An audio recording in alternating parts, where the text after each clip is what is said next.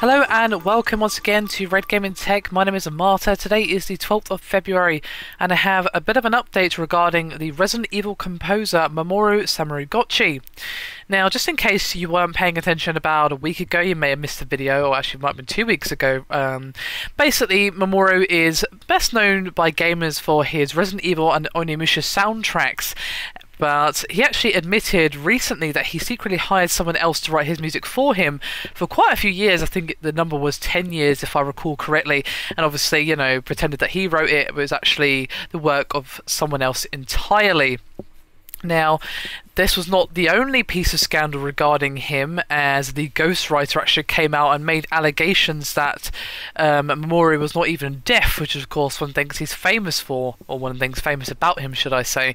He is actually was called the Japanese Beethoven, so it was a pretty big deal that this accusation was being made, and he has admitted that, as well as hiring the ghostwriter, he did overstate his hearing loss. Now, he said in a statement which was published by the New York Times on Wednesday that he regained some hearing 3 years ago.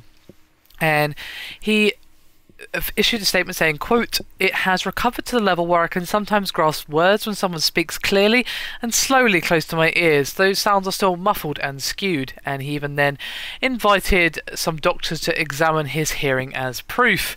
Now, his statement does not match the public account given by the ghostwriter, who is Takashi Nagaki, and Nagaki said that he was never under any impression that the composer was actually deaf, despite working with him in person, and his statement was, quote, "We held normal interactions. At first he indicated that his hearing was deteriorating to me as well, but during our interactions he returned to normal."